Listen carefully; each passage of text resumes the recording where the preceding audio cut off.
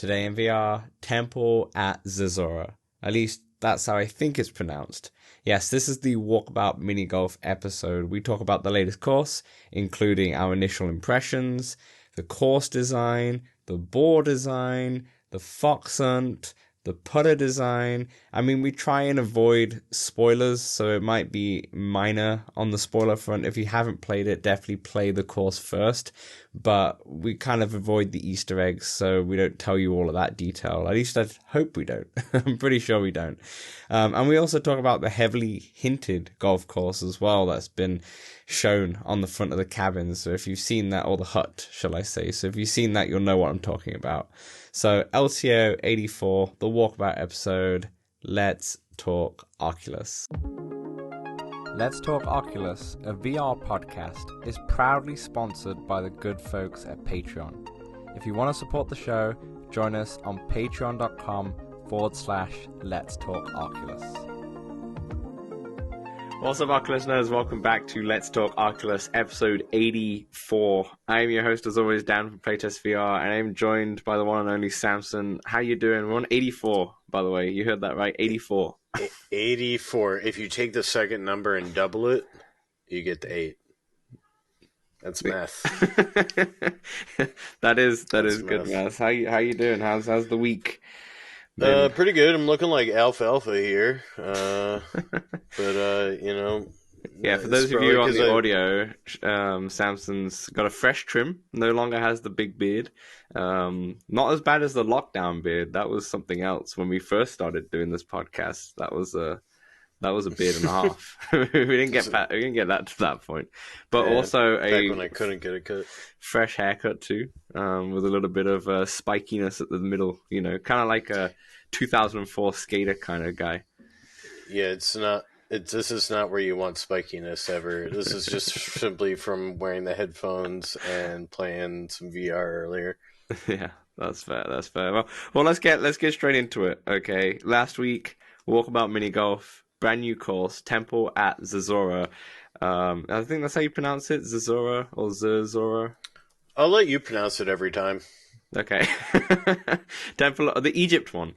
The next lost cities, I believe the 5th lost cities, if I've not mistakenly counted that.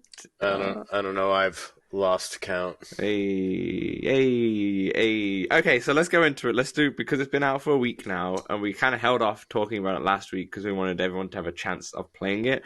But let's kind of give us the review, okay? And we'll break it down. So let's start first, Samson. Break it down. What was your initial impressions of the course when you first stepped into the world of Temple at Zerzura? Yes. When I stepped into the temple, I'm really digging it. This is Pun City today. It's Pun City. No, but it does feel like a sort of a go back to normal golf, if you will, as opposed to Upside Down. Actually, I was listening to Rough Talk Radio, and one of them calls it Upside Downtown, and I kind of like that. So that should definitely Downtown. Mm-hmm. Upside Downtown. Nice. You know, like downtown. Yeah. I like that. Yeah. Anyway, I feel you. Everything's flat. You just got to deal with sand. The sand is so slow. My goodness. But once you get used to that, it's not too difficult. There is a questionable hard mode, night mode, if you will. Hole 1 is a par 2. I must not know how to properly attack that one. Hole 1 in hard mode is par 4. Par 4. Are you sure? Yeah. Positive. No. You sure? I'm pretty sure. Positive, yeah. I played it yesterday. Right. Go on. What are your impressions? My initial impressions were similar to you in terms of a return to form, and that doesn't say like the Upside Down was terrible. It did grow on me, but it was just completely different, and I appreciated the refreshing change of Upside Down. Upside Down, I love the aesthetic more than anything of that game and the amount of Easter eggs. But this was more of a Upside Down has so many more elements, so many, obviously, the physics and such, right? Lots going on. Where this is more like it's dialed back Walkabout again. You Gardens of Hmm. Babylon kind of feel, where there's not too much going on. The level is fairly small. It's not Gardens of Babylon small, but it's like fairly, everything's it's not too far away. At least it doesn't feel like it's massive. It might be bigger on square footage, but like it didn't feel as big. And I thought the holes too were all relatively simple. Now, when I say simple, I don't mean like easy. I just mean there's not too much going on for the holes, right? There's a lot of simple mechanics thrown in, like they've added the sand, for example. Do you have a favorite hole? Oh, that's a good question. Do you have one? Because I'm trying to think. Let me just think. Yeah. My favorite one. So there's a lot of different rooms, right? Yeah, because it goes underground and such. Yeah, exactly. I almost didn't realize how large the course was till I flew underneath it, and then I looked up and could see all the rooms. It's Because you're kind of going through all the rooms. Yeah, it's probably that's why it feels small to me, because you're going through all the rooms and it feels like it's part of one little part. But maybe it is just wider, and plus you have the desert, which you can. There's some stuff in there too. Yeah. I skipped over my favorite hole there, though. It is the map room, which is, I guess, 2 holes in one. Mm-hmm. So if I'm picking the favorite of the 2, it's the one where you got to go up and over the pyramid. Although I do like the other one, where you get like a hole in one if you hit it directly straight. But I like the up and over. Okay, so I would also say, in that case, my favorite hole at the moment is probably on hard mode, and hole number 1, 2, 3, 4, 5, where you have to get it, like you said, perfect to get a hole in one.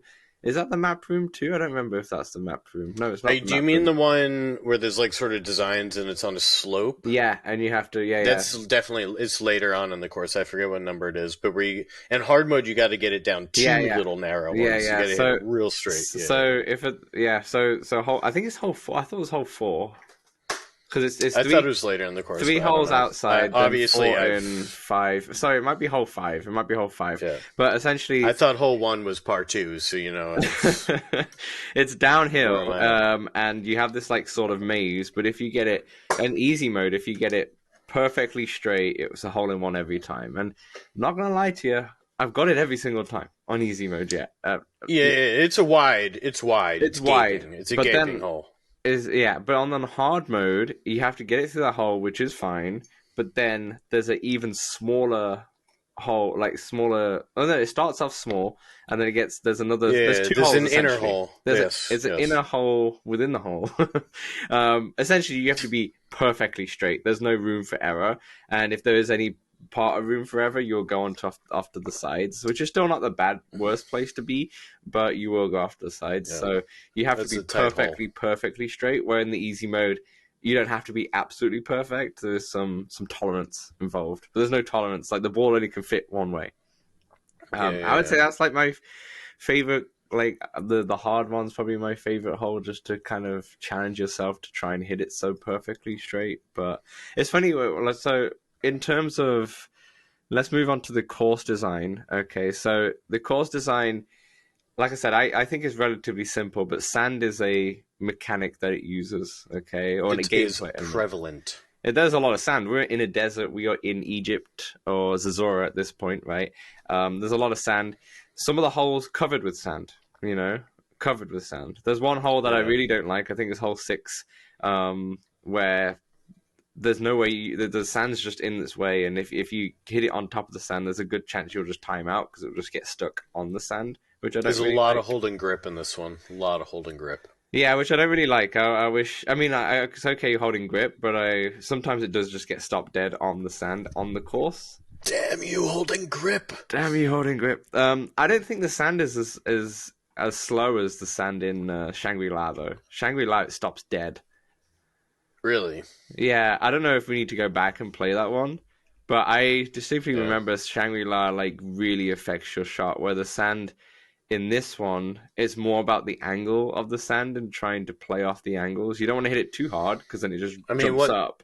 But it's like hole 2, you got to slam it, right? And both the easy and the hard. True, but hole 2 is also the sand's a massive hill It's of it's yeah, sand. it's a friggin' And you do have to mountain. smack it, yeah, for sure. But I feel like Shangri-La has very minimal sand in terms of like hills. It's all pretty much flat sand. I think it Yeah. all is all flat sand. But as soon as you hit it onto the sand, it slows down the ball dramatically. So I think Shangri-La. I think if this was Shangri-La sand, it'd be an issue. Yeah. Some of these holes would be incredibly I difficult. found myself when I played the hard mode second time, I would overhit, and then I would underhit like three in a row. I blew Yeah, like two or three holes this way, yeah. because I was like I just overcompensated, and then I couldn't get the rhythm down. Mm. I'd almost developed sandy yips, if you will. Those Dude, damn sandy yips. damn Sandy Yips. Yeah, the sand is an important part of this, where you have to play. You can be clever about it and try and play to the hills of the sand. So in easy and hard mode, there's sand on the actual holes itself, Hmm. and sometimes if you get the angle right, you can kind of jump past parts of the They're hole. like sand ramps. They're like sand ramps. There is a ramp rock involved in the hard mode. There's a hole where there's like a miniature city with like a little miniature pyramid. It's next to the one that you kind of have to It's hit the the map pyramid. room, It's the though. map room. Yeah, sorry. Yeah, it is the map room. It's literally a Yeah, map yeah. of the It course, is the right? map room. Sorry, and that one on hard mode has a ramp rock in the sand. It has a few ramp rocks actually, but one's a proper ramp rock. Yes, yes, Um, yes. Over on the right, where you yeah, got if you yeah, want yeah, to take yeah. the slow way. Yeah, yeah. You can take that way. Yeah. What? Shall we? Yeah, go on. Oh, go ahead. Go ahead. Go on. Oh, I was gonna say, because you asked about what's your favorite hole. Now I'm thinking about it. I actually really like the hole where in hard mode it's an easy two, but in hard mode, um, the hole is like a horseshoe shape, and you have to hit Mm-hmm. it along the horseshoe, but there's no like barrier to stop you from dropping. But it's good in easy mode, but it's the ninth hole. And but on hard mode, the hole's in the middle, so you can't hit it perfect because you need it to Yeah. drop. So you got to get your pacing right, and I like that hole. It's challenging though because there's some holes here. As soon as if you hit one bad shot, then you're in a bad angle to recover. Like the second hole, Yeah. for example, going up those hills. If you hit the hill and you hit it too short and you go into the second or third section, you could be in a bad angle where you have to kind of set it up before you can get back onto the actual the whole part. So Okay. yeah, no, I do like the course design. I feels like it's very simple and sometimes a little bit too tedious with the sand, but it Yeah, I is like find Gardens that of Babylon. it is a lot about pacing. You got to get your pace down. Like how hard do I have to hit it, as opposed to hitting it really accurately in a lot of these holes. Do you find can you remember the 17th on the hard where it's in the pyramid and you have to hit into the pyramid and you got to get it perfectly so it drops down the hill for the flag? Mm-hmm. That's a tough, well, not in hard, that's in easy mode. Sorry. He's feel like easy mode's the harder one in that one, but that's a hard one for me. I haven't got it right yet where I've hit it perfectly and it just drops down in the Yeah, right section. I always take the scenic route, Yeah. not the super scenic route, but the semi scenic route. Yeah. Fair enough. I do like 17 where you're up the stairs, Yeah. almost the big giant stairs, and you got to slam it straight. You just got to hit it straight, Just gotta hit it straight. and that's really nice. Opening up into it's just very beautiful and scenic into seeing the pyramid and the water and the Mhm. reflections. Okay, what did you think about the actual design of the like not the actual holes itself, but just the aesthetics of the course? I feel like I've spoken to this, but I do love it. Yeah. It feels. Am I wrong? Do you hear wind in some instances? I don't know. I can't remember. I Uh, can't remember now. Yeah. I can't remember either. I might be confusing it with the other game I've been playing. But I do like some of the fire pots have steam. It's not They steam. do. Smoke. Smoke. That's very nice. And the music. So I'll go into the music because I feel like I've talked about how I like the design generally, and the rooms and the big opening up. Those are my favorite moments. Nice. I'm not going to talk about the Easter eggs, but go exploring if you got time. But, Yeah. you know. Yeah, 100%. So the music, it didn't stand out to me, which is good, right? Like if music is standing out, it's generally going to be like bad in my mind. Okay, yeah. And you just need to complement the game rather than right. And usually I'm playing with people, so I normally turn it off. But anyway, it is an easy mode, and I will note this time it's different on easy and hard mode. Is it? It's subtle, yeah. Is it? It's like I thought it was the same, but maybe I need to listen to it again. I think it's sped up a bit on the hard mode, which is kind of nice. You know, goes with the intensity of hard mode. And the easy mode one kind of reminds me of like the Tomb Raider theme with a bit of a twang. Yeah. It's going back and listening. It's not exact, but it's got that vibe, and I kind of like both of them. Not gonna lie. Yeah, I like the length of the track. That is long enough to be more variety. I'm not sure if it was maybe Upside Down is the thing I didn't like about that music track. It was nice, but it felt very repetitive and it kind of looped very quickly. I believe it's Upside Down. I might be mistaken, but I believe it's Upside Down. Just to recap, so you like your favorite hole was the one with the really tight hole, and the music you like because of its length. I do. Tight holes and length. Go on. Yeah. No, I like the music when it's longer. I thought it was the same track in both, which I didn't like, but maybe I was wrong and I need to go and check that out then. Again, or maybe they sounded similar, so I thought it was the same, but no, I honestly, while playing it, like I said, I didn't really notice, so I went back in YouTube and I Googled people playing and I listened while they played. Yeah. So I'm pretty certain it was different, but I didn't, like I said, it's so good you don't even notice it. Yeah, that's fair. There's something that we missed out on the course design, actually. What did you think of the night mode? Because sometimes, like Atlantis, El Dorado, Shangri-La, there's some iconic night modes where they are significantly more beautiful or different or such. Did you like this night mode, or is it more of a subtle kind of change? But it's definitely more of a subtle change. It's got like a day glow kind of aura feel, but not quite like Atlantis day glow type of deal. No. But yeah, it's got some nice glow. Do you notice a sandstorm that's like approaching? It felt like brewing. It felt like the sandstorm was brewing. I didn't notice it until I was playing with my uncle yesterday, and he pointed it out, and I was like, oh yeah. And the sun looks pretty good with its sun setting, which is really nice. I mean, some of the Easter eggs that are found in the easy mode are also in the hard mode with a bit of a hard mode twist, if you will. So yeah, there are some fun Easter eggs for sure. But let's talk about the balls. In fact, let me get up. I mean, if on the video version, I'll have all the balls shown on this. Okay, so if you don't really want to see the balls, skip ahead for like 2 minutes. Let me. I'll put it in the. Should I start talking about my favorite ball? Yeah, go for it. All right, my favorite ball, I believe, is on hole 15. And it is a sort of water-esque ball, if you will. It's the bottom is green into a deep blue, and it goes nice and smoothly. Yeah. That's my favorite one. My favorite ball would be actually I would say 3. Let me say 3 balls here.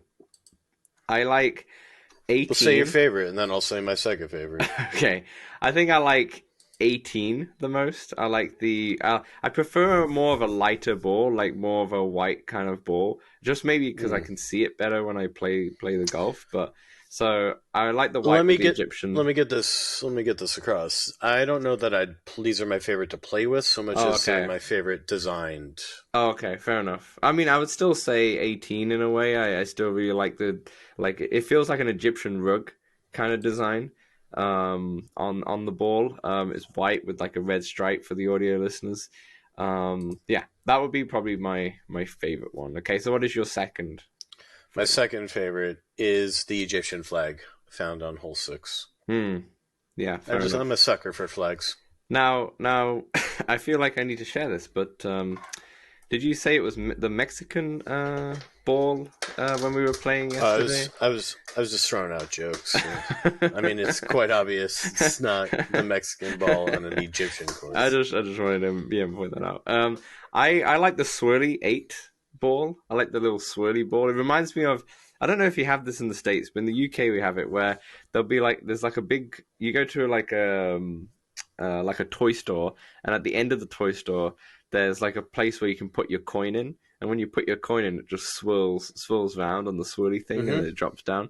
It's like one of the holes in one of the courses has it. I think the space one. I forget what it's called. Sweetopia? No, no, not that Oh, I one. know what you're You know what I talking mean? about. Like, Yeah, same kind of yeah. thing. It rolls around the side. That's what it reminds me of. That eighth one. I it probably is actually. I'm assuming when whoever designed it. I wonder if Edward designed it, but I'm assuming it's probably the gust of sand. It's probably what it is. Mm, But it reminds me of the swirly coin thingy from the toy stores. So I yeah. really like eight. If it gives me a Dr. Seuss feel.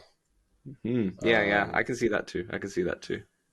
and my third favorite is hole 13, which is, for our audio listeners, I'll give a great description here. Picture a purple ribbon around beach volley, a beach ball that is split into quarters with pink and blue quarters.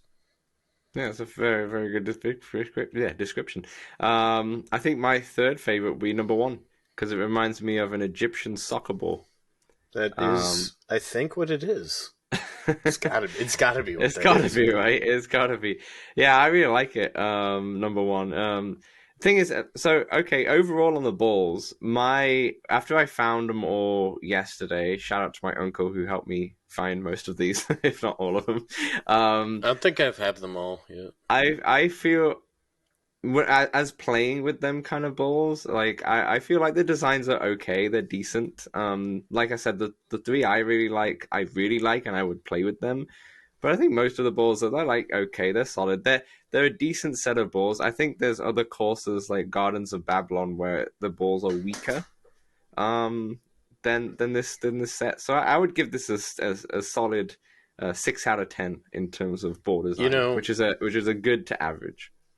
to rank all the balls, I feel like I'd need to see Every these single list. all. Yeah, I Yeah, feel every like single list just match up. I can't just look at them all. hey, Uh, maybe one day we'll do uh, that. We'll rank we'll the do a little list of live balls. stream. Yeah, Yeah, well, no, and we're we'll not. put them on one of those A B Oh, C tier D. You lists, know, the tier yeah. lists, We'll do a tier list all the balls. ranking walk up. That would take hours. Actually, Maybe yeah, go on. we could do each course if we wanted, but yeah, You we could could. rank the putters. I feel like that would be an easier one to do. Where we can rank the putters, which is actually a good segue to Come the on. fox hunt. There's a good segue to the fox hunt. First of all, have you finished the fox hunt? Did you No, get the putter?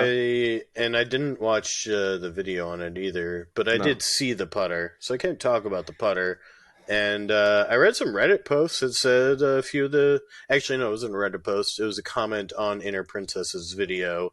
Said appreciated it because there were some challenging clues apparently. Yeah, I haven't finished it. I was doing it with my uncle yesterday, and I got stuck on I think the 10th one. The clue was to there's a lot of symbols involved, and the clue was to look towards the sun, pretty much. And they said That might blind you. it's like the half sun where you squint across the sun, and then apparently you can find it. I was looking for ages, I couldn't find it, and then I had to go. So, but my uncle has found it. I haven't looked at his message yet, but he has found it, so I might have a look and see what's up. But what I really like about this fox hunt is that it's very clever in terms of the glow in the dark part of it. So your putter acts like a torch in a way, like a what do you call it? A Ultraviolet. flashlight. An Oh, I ultraviolet. got you a black light. Oh, yeah. I like a black light, ultraviolet.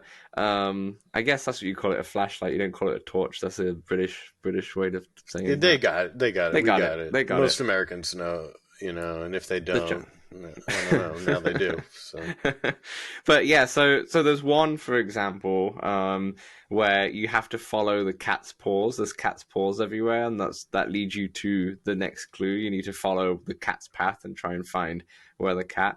And there's fun things. You'll see like the cat's dead mouse or something like it's been eating, or the dead fish or whatever on the floor, and that's in glow in the dark and such. And you can only see it if your putter's pointing to it.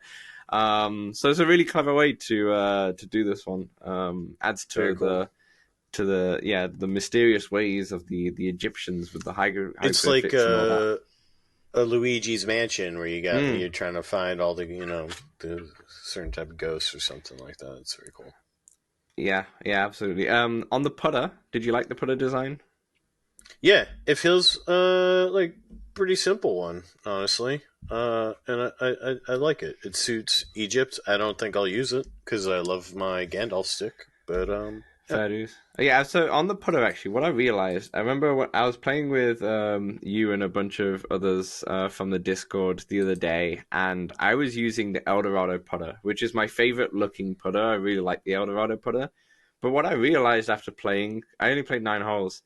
I don't like to play with that Eldorado putter. Like, it's my favorite to look at. But what I realize is I play better when the putter is simple. Like, for example, you've got the OG putters, which are just a simple stick, right? You've got Upside Down's putter, which is like a simple putter with some cool design. But there's nothing like wavy in the shaft or anything like that. It's just a straight... I'm a big straight shaft guy, right? And it doesn't throw me off my line or anything. So that's why I like my Gandalf stick. Yeah, so the Gandalf stick as well, the one for the Haunted one and Christmas one, which I forget what it's called off the top of my head. Gothic? Yeah, Gothic one. The one I really like is the Shangri-La one, to be honest, with the cubes on there. The Sweetopia is one that I definitely cannot play with because it's the waviness throws me off every time. Like, I like the designs, but just playing with it throws me off. But this one looks like... I haven't played with this one because I don't have it yet, but from what I saw Dave, friend of the show and Patreon, he had it and it looked really nice. And it just looked pretty simple. It had like a bit of a bulgy part at the top, but it looked like it's simple enough to play with. So I'm excited to pick it up later today and then see how it goes. Yeah, it definitely looks simple enough to play with. I will say I took part in sort of a weekly tournament in Quest 2 After Dark Discord, like a Wednesday's walkabout. And one dude, and it was very good, and he was playing with an original putter, and I was like, that is probably smart to do that. It's less distracting. Honestly, when it comes to, if you're playing in tournament golf, maybe the OG ones are the way forward, just to, if you're serious about it, you're like really going for it. I just like having a shtick, and I like my shtick being a stick. Yeah. I like a nice straight stick. Anyway, okay, so that's Walkabout Mini Golf. So what would you give it as an overall rating out of 10? Nah, I'm not ready to do that. You're not ready to do it? No. I've only played Easy Course through. I've only played them both through twice. Okay, fair enough. I don't think I can do that. Yeah. Yet.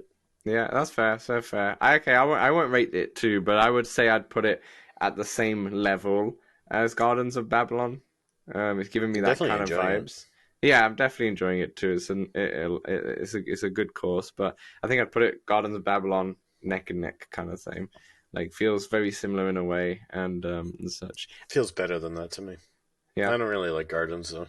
Yeah, fair enough. It's one of my favorites. It's freaking hard. It was actually the easy mode of the course was hard. Was what we played in the Walkabout Wednesday. And my goodness, that one with the hill. The one on the hill's tough from Gardens, yeah. And there were a couple others that just absolutely bent me over. Oh my goodness. Yeah. It was not great. Before we leave Walkabout, notice the poster in the shack is Journey to the Center of the Earth coming soon. I don't know if that's a hint that the next course is going to be Journey to the Center of the Earth. I'm very excited for that course because 20,000 Leagues was a great course to play. So much detail in there.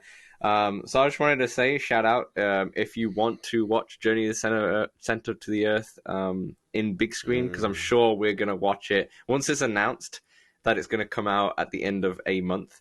we'll be like, okay, let's sort out a big screen where we can watch Journey to the Center of the Earth just to get into that mood and kind of see the Easter eggs. We should just do it anyway. Yeah, you should just join the Discord anyway, be because we watched Tetris recently in there and such. So yeah, you should just join the Discord anyway. But good time. And like and subscribe. On all the what else you been playing, dude? Nothing. I've been playing Walkabout, and that's about it. I did get a code for the Tennis League VR, but I not had a chance to jump in, so I'll talk about that next week once I do have more than 5 minutes to play the game. Yeah. But no, that's the next one I'd probably be playing. But what about you? I know you've been into Breaches quite a lot. That just continues. Yeah. Lots of Breachers. I got a nice 2-hour workout according to my watch last Sunday playing Breachers. But D-Max from the Discord and PJ Wookie from VR Verdict and Kai from the Discord as well gets in there every once in a while. And been really enjoying the tactical shooter. Nice. I'm not very good. There's a lot of gadgets to use, and I'm not very good with the drone. As my first time using the drone. Yeah. First time using the drone, I threw it. You throw the drone down, and I'm flying the drone in. I'm giving some recon, and I die very quickly, like just a few feet in front of where my person is. And I didn't realize I died because I had put my hands down by my sides when I was a drone, because you don't need your hands when you're in the drone. So then I didn't see my guns or hands. I just assumed I was still the drone. So then as a player, I just run in with the hands down by my side, and I'm just giving recon. And then PJ realizes what's going on. He goes, "You're not the drone. You're not the drone anymore."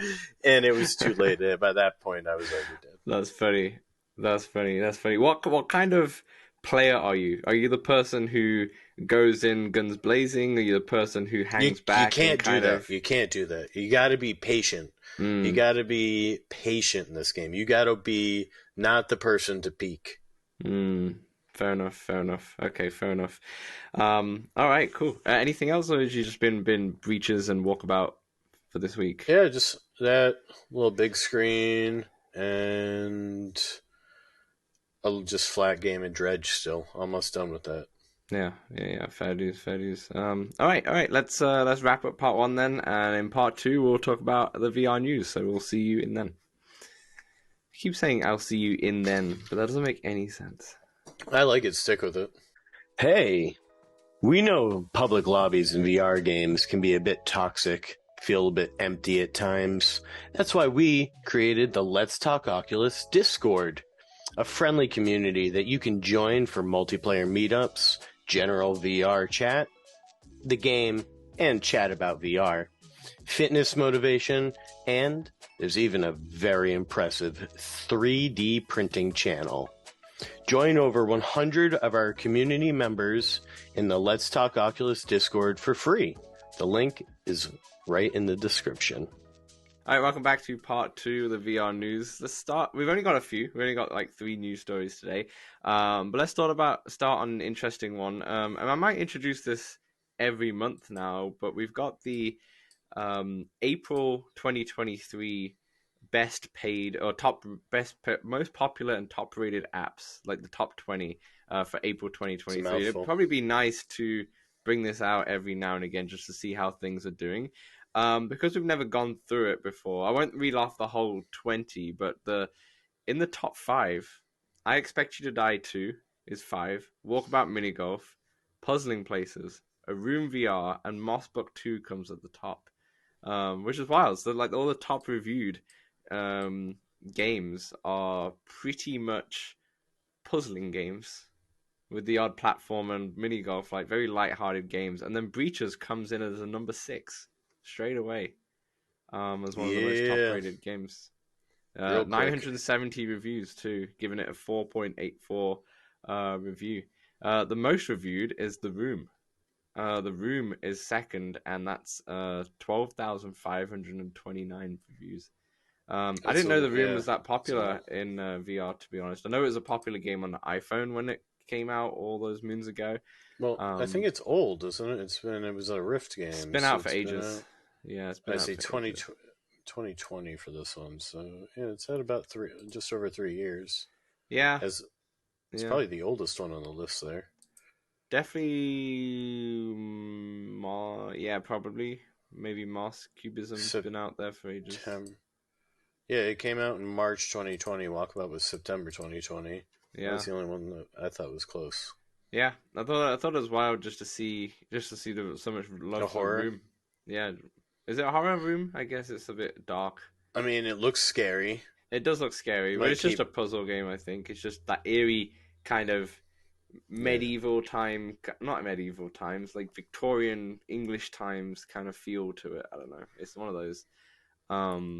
Yeah. It's $30. It does go on sale a lot, I think. It goes on sale a lot. Yeah, it goes on sale a lot. But I mean, the top 2 games are rated as Moss Book 2, which is also $30. But that makes a lot of sense because that's just a massive, massive title.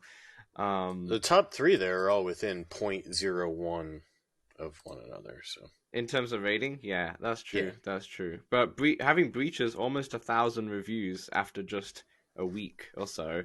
And then coming in at number 6 as the top rated game is massive. That's why that speaks volumes. And I'm not gonna lie, before like 2 weeks maybe before Breaches came out, I didn't really have any clue that it was coming out or anything like that. I've been maybe I didn't realize the hype is what I'm trying to say. I feel like I'd seen a few people talk about it, mention it, and play it because a bunch of content creators went to Belgium to play it. Mm-hmm.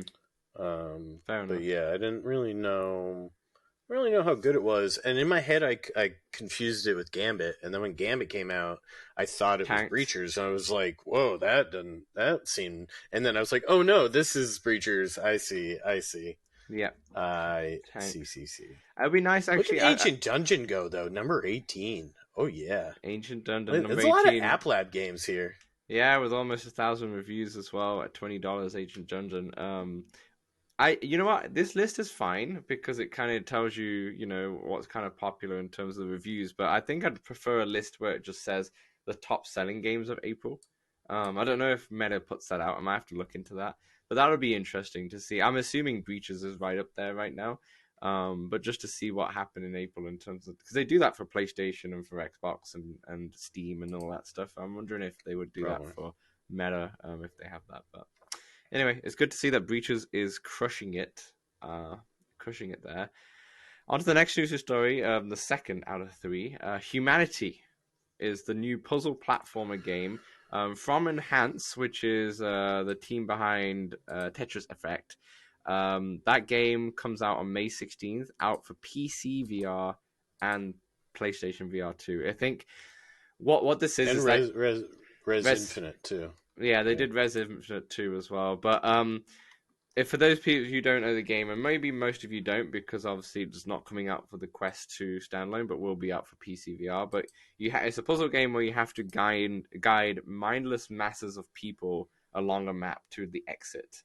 Okay, so for people who know Nintendo, it's kind of like Lemmings, where you're leading a huge mass of characters, beings, if you will. Yeah, beings. Yeah.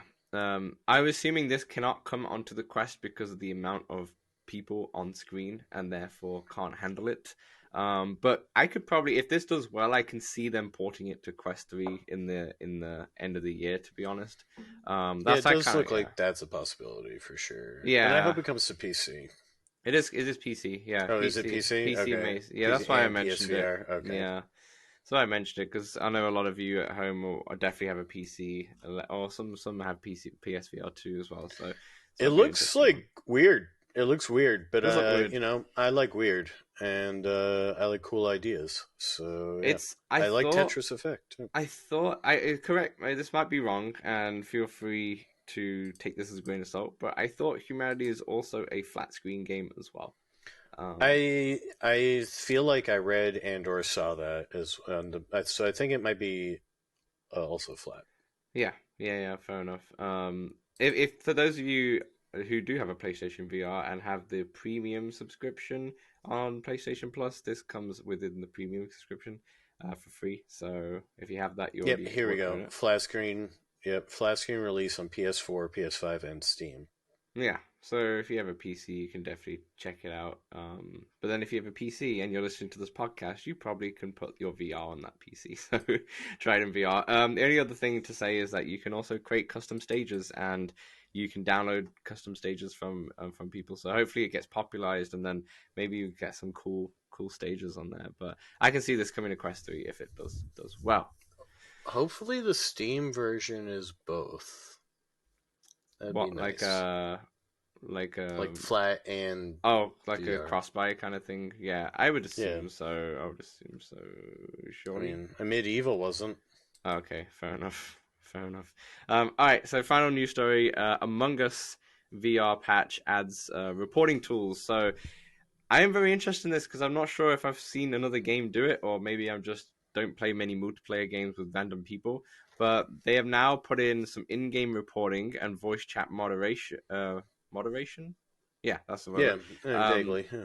That's the word. So with the in-game recording, obviously that's like a lot of online games now where you can report people and such, right? But they've also put with the moderation, there's an AI tool which will flag potential harassment, which will lead to bans. So potential bans and potential bans, temporary bans, or like full-on bans from the game. At the moment, it only works for the English language. But I'm very intrigued to see how the AI works. The AI seems to be very good nowadays. So it'll be interesting to see if this gets rid of all the people. I wonder how exactly it'll be utilized. Like, will you get a ping like, hey, you've been warned, and then send you a clip of why you were warned, and then you can like rebut it? Mm-hmm. Or what type of situation here? Because let's be honest, some of us like to swear like a sailor, and it's not necessarily offensive, if you will, in the scenario. Scenarios can be very different. Being offensive, I mean, at times is very, clean cut. Like, racism. It seems like they're going to be pretty much eyeing racism, transphobia, homophobia, things of that sort, as opposed to like saying the 7 words you can't say on the radio, as George Carlin put it. I also feel, I don't know this for a fact, but I'm assuming this only applies to public lobbies, not in-game private lobbies. I gotcha. Because then that makes more sense too. Just having it more sense. Yeah, it would be weird having a private lobby and then you end up banning one of your friends because of something. Yeah, like accidentally. Yeah, exactly. Yeah, it would be more of a... Cool. Public? Hell yeah. Yeah, that's what I mean. Yeah, public. Also, I know you love hats, Samson, and there's 11 free hats added. Part of the Mostly Polus favorites. And if you're wondering what that is, the Polus Point is a new map that they announced a few months ago now that will be coming soon. Still no release date on that map. It feels like they announced it way too soon, to be honest, that map. I mean, they were still like naming it, and they only had screenshots of it. I don't know. Maybe I haven't expected it yet. Yeah, that's fair. I'm wondering if this is going to be sometime in the summer or something. But yeah, we could do with a new map now. We're ready for it. Otherwise, we're going to stay in breaches. Yeah. For now. I do want to get back into Among Us. Yeah. Sometimes it goes a few weeks when you don't really play it because you've got other multiplayer games to play. But every time I do jump into it, it's a great time. But yeah, anyway, that will do for the news. So we'll see you in part 3 where we'll talk about the game out this week and anything else, which will be we'll be talking about our top 3 favorite things to interact with, which we finally are going to do after we mentioned it 3-4 weeks ago. So before we went on vacation. Yeah, so we'll see you in part 3. Let's Talk Oculus is available on all good podcast platforms and some rubbish ones as well. If you want to see the video version, it's available on YouTube, Spotify, and even Apple Podcasts. And if you really like us and you want to throw us $1, join us on patreon.com/Let's Talk Oculus. Back to the show. All right, welcome back to part 3, games out this week and anything else. Samson, take it away. What game do we have coming out this week? We have... Whoa, I blew that up too large. That's what she said. Eye of the Temple, coming out this week. Embark on an adventure to explore a vast and treacherous temple and uncover the ancient legend of the Eye.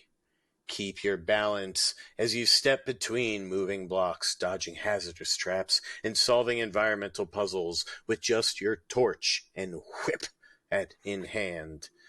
This game requires a play area of at least 2 meters by 2 meters to play. Yeah, and it's important to note that because it really does require two times two. As I was corrected a few weeks ago, I have a small play area. I'm just looking at my room, but it works fine for most VR because I have my bed in front of me and I don't really go low. But this one, you need like space to like touch the ground and walk around and such. So, are you gonna pick this up? I know you had it for PC, right? So. I will not pick up the dulled down version. But it is fun. I never beat it, and I do recommend it. Yeah, this is something that's going to be on my list, but not yet because I've got the backlog, as we always talk about. I know listener Kimberly is a big fan. Yeah, she loves this game. So if you're into puzzles, if you're into if you got the Egypt kind of feeling after playing Walkabout and such, definitely check this out. It's fun. It's like it feels like it's like a platformer where you're the person. So you're ducking, you're sidestepping, you're solving puzzles. Yeah, it's very cool. Yeah, definitely. Especially if you have a lot of room. If you got a lot of room, get this. Yeah, for sure. Okay, so that's the game that's out this week. Let's do our top 3 favorite things to interact with in VR. And Samson, I feel like we should just do you say your 3 and talk about it, and I'll say my 3 and talk about it. All right. So what is your top? Lead off? I'll lead off. Yeah, you just said the IAD10. I'll lead off. Okay, my top 3 favorite. My number 3, throwing apples in big screen. Nice. There's something very satisfying. I kind of wish there probably is on App Lab. I believe they're tomatoes. They are tomatoes. Yeah, they are tomatoes. Okay, I got that wrong. Because they squish as soon as you throw it at someone's face and such. I mean, they resemble apples. They do. Yeah, I guess. I just think they go Rotten Tomatoes. Tomatoes go with movies. I thought I guess back in medieval times it was also tomatoes. They weren't throwing apples at people. That would hurt, dude. Both hurt. The tomatoes sting your eyes, but yeah. Okay. Throwing tomatoes in big screen. So there's a game that came out on the PS1. I don't remember what it's called, but it was a South Park game. And you had to throw snowballs at the chickens. That was the game, pretty much. Yeah, to just like throw balls at chickens. That would be cool if they had like a snowball fight kind of game in... I remember there being one in development on App Lab, snowball multiplayer game. That's cool. Because then that would work quite well. Because it's fun too, like if... someone's on one side of the big screen, the other one, and you're trying to throw, and if you get the shot straight on their face and such, is quite fun. So I would say throwing tomatoes in big screen. My second favorite thing. Here, I just Googled it real quick, and I believe if you just like search Snowball, it's a free game on App Lab. Oh, okay, Roger that. Yeah, anybody wants to try that. I'll be throwing snowballs. My second favorite thing is. I think a thing to interact with. I don't know. I spoke about it last week. Aspire 2 with the detective mode. I just really like putting my controller up to my ear and holding the trigger. It makes me feel like I'm literally walking around with this trigger pulled on like I'm the secret agent kind of thing. It's not something that I'm like physically interacting with, but I thought the mechanic was so cool when I tried it last week, and I had to put it in there because it was just so much fun to really immerse you. And my top 1 will be, to maybe not much surprise, grenades in Medal of Honor. Grenades in Medal of Honor. Do you actually toss them? Yeah, you toss them. You have the clip on the grenade, and you can pull the clip, or you can use your mouth to pull the clip, which is what I normally do. Because obviously my other hand is like bang, bang, bang, bang, bang. So you pull it with your mouth, and then you throw it, and it's beautifully well done. Like whether it's that grenade. If it's the German grenade, which I forget what that's called, all sorts of grenades. They're very fun, but just pulling it with your mouth and throwing it. The German one's more of a stick, right? Yeah, it's more of a stick, but you pull the bottom part off. But once again, you can use that with your teeth. So I'd say throwing grenades in Medal of Honor, to be honest. And grenades in breachers, not the easiest to throw. No, they're not. No, they can be a little bit finicky to put on the walls as well. at times. You kind of got to get it right. The But putting that stuff on the wall. yeah. I got no problem with that because that's got a nice glow. Like Yeah, the that's throwing fair. a grenade, you don't really know where the hell that's going. Yeah, that's fair. That's fair. It's not. That's what I mean. That's why it's one of my favorite things to interact with VR because I think Medal of Honor. It's got the reloading pretty much right, and it's got the grenades pretty much right in terms of the actions. They feel very satisfying. They don't feel complicated, and they kind of work how they're meant to work.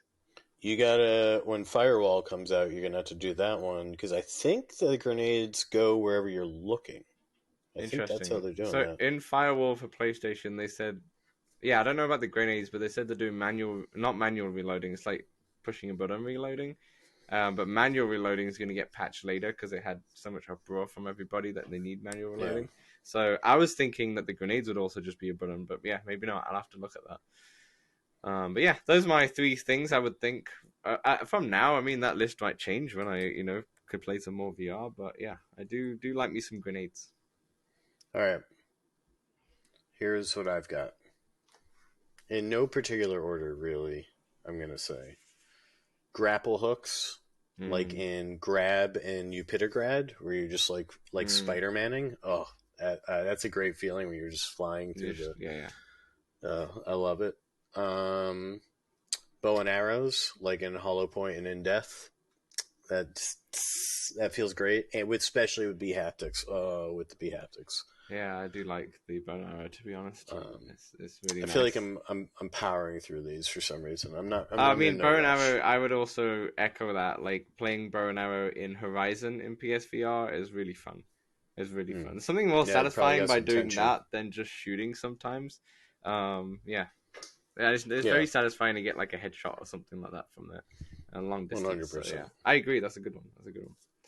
Then putters, obviously, in Golf Plus and Walkabout. Love a good putter. It feels freaking great in VR. It's natural.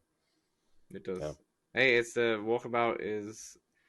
I don't know if it's the most. Oh, it's a bit of Beat Saber is obviously, but it's probably up there in one of the most popular games for a reason because it just feels so good, feels so natural, and obviously the level design is all beautiful and course design, but the actual feeling of playing.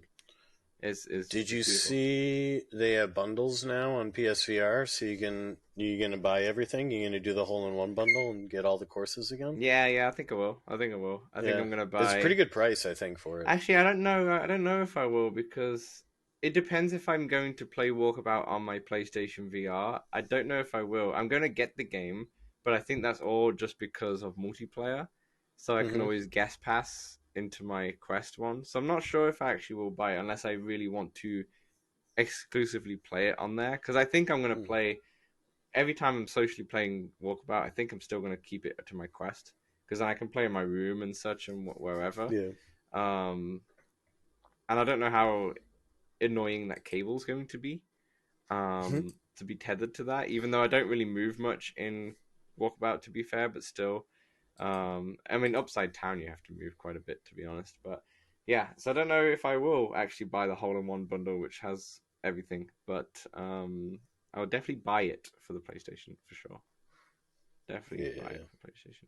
All right, my last bit here. I got a lightsaber, like in I guess Vertigo and Star Wars. So you said you bought a lightsaber. Thought that was no. Okay. I also love using a lightsaber. And then, all right, I will say those were all great. My favorite thing, this one's definitely my favorite thing, is to just break a glass. Like you pick up like a glass and you just throw it on the floor, and when it shatters, there's nothing better. There's a few games. There's a lot of games. Half-Life kind of have that, and such. Yeah, Vertigo does it too. Horizon has that. Instruments feels great. As well. Feels great. You just like to smash things. Yeah. The inner 10-year-old boy of yourself is like coming through. And you don't have to clean up. No, you don't have to clean up. Everything you wanted to. Yeah, that's why we love bowling, because we get to smash a bunch of pins. So it's the same. It's been a while since I bowled. Yeah. Before we kind of round off, I just want to mention, because Steve in the Discord, he said what his favorite thing, and he says my favorite controller experience is playing Half-Life Alyx and tossing power cells and clips over my shoulder into a backpack, retrieving them to reload, and summoning and throwing objects all around. Great fun. Yeah, Half-Life Alyx is really good for just immersive VR physics. Apart from like, I guess the traversing is only teleport. I don't know if they now do smooth, but I'm pretty sure it's just I think only it's got teleport smooth. when I was playing. I think it's got smooth. But yeah, the actual like interactability, like you said, with smashing stuff and such, Half-Life Alyx is like one of the gold standards for things like that. I just don't like with the inside-out tracking. I don't like using backpacks. Hmm, that's It's my better for the index controllers for that. yeah that's my problem with the golf clubs. With putting, it's fine because putting's right in front of you. But if I'm in Golf Plus and I'm doing a golf swing, it doesn't feel perfectly accurate, which kind of like you have to change up a Mm. little bit. It's good. Don't get me wrong; they do a little lot to kind of compensate because you're You need hitting the a pro golf swing. controllers, dude, just for your golfing. Yeah, exactly. Yeah, I miss those pro controllers. I'm not gonna lie. I'm waiting for the Quest 3. I'm seeing what controllers comes out with them. If they just come out with regular controllers, or if there's a SKU with no controllers, which I'm hoping for, then I'm probably gonna buy the pro controllers on top of that. Because they were nice. They were just nice. They helped with my walkabout putting too. That little weight on the putter. Yeah, They do help a lot. They help you stabilize a little bit. So I yeah. think I might get them soon. I'm getting some stick drift on one of my controllers. It's Are really you annoying. okay? Yeah, you might as well because they're going to be compatible with the Quest 3. So you might as well if you're gonna replace your controllers for sure. For sure. All right. Anything else, or is that everything? You got any flat screen stuff, or is we no flat screens this week? I mean, just been playing Dredge still. Almost done, I think. I've been playing It's very fun. Legend of Zelda, Link's Awakening on the Switch, which is a 2D one. Getting caught up, huh? Um, yeah, getting caught up. I have not really played many Zeldas to be honest. There was a really good trade-in program at GameStop where you trade 3 games and get a pre-order for free. So I just traded in 3 random games that are probably worth 40 $30 in USD, but Mm, um, they're giving me Zelda when it comes out in May 11th. So I'm kind of getting in that Zelda mood nice. to play because that would be my travel companion. Although Playing I'm still playing waiting for VR, my man. retro. The Zelda, yeah, I kind of there's a Switch Zelda VR mode like just on the Switch as well because it's on the you can buy VR goggles Yeah, for the the box Switch, thing. the Yeah. box thing, or you can just buy one online. But you just play the game, but you're in VR, but your camera is your head, but it's not first person, it's third person, and apparently it's just like very motion sickness and throws you off. But No, somebody in like the Doom. It's in the Doom Team Beef thing where there's a Zelda, they mod where did, they did, yeah. yeah, the That's NES quite, one. yeah. I remember Gamertag put a video on it way back. Yeah. To be honest, way back. But anyway, that'll do for our show then. Thanks everyone for listening and watching. Congratulations to Kimberly, by the way, who for the Samurai Slaughterhouse, she won the code in the Discord. It's actually quite fun. I should have videoed it, but you kind of put your names in this wheel, and then you press the wheel, and it just goes around like Price is Right kind of thing. And it's like, oh, where's it gonna fall? you know, Until you stop it. and it just stops automatically, and then it just Okay. and then it gives you like the big confetti and says congratulations, and it was Kimberly who won the Samurai Solid House. So I hope you are enjoying that. Samurai Solid House now available on App Lab and Steam. For those of you who want to try it, definitely give it a go. And that's about it. So thanks everyone for listening. Thanks everyone for watching, and we will see you next Thursday. Yes, when we continue to Let's Talk to this.